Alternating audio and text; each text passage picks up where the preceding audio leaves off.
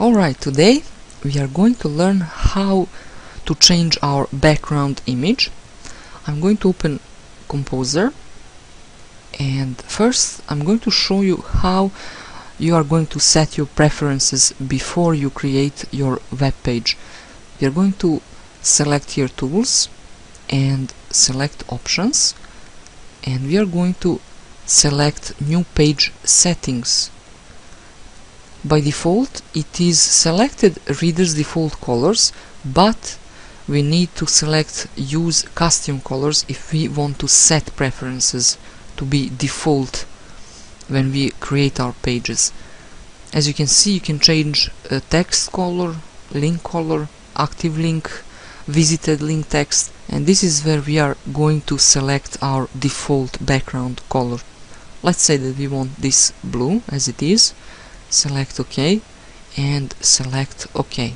We are going to select here Format and Page Colors and Background, and we are going to change this color to white now, and select here OK and select OK.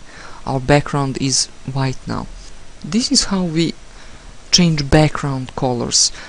But if you want image to be your background, good practice is to create a logo 50 pixels by 50 pixels and set that as your background. Why so small? Because your page will load faster, and this is how we are going to do that. Again, Format, Page Colors and Background, but this time we are going to select here background image, and as you can see, this is where we choose our file. And let's say that I want this small image to be my background. Let's say that this is the logo that I created. And if you can't find your files, this is one useful thing to know. You will select here all files. And let's say that I want this image. Select Open and select OK. This is how it looks now. Let's go to this other page. One more option for background image: if you want bigger size image to be your background, let's say 2000 pixels by 1000 pixels, you will download EarthonView and install right plugin, and you will save this file for web, because that will reduce the size of your file and your page will load faster. And let's change this background image now. We are going again in Format, Page Colors and Background.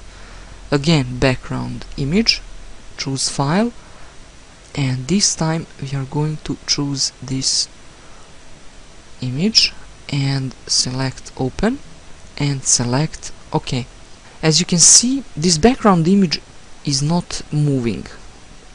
Usually when you have this big image, it repeats itself, and to avoid that and to have fixed background image, this is the code that you will paste into your web page. We are going to switch here to Source, and you will find closing head tag and beginning of the body tag.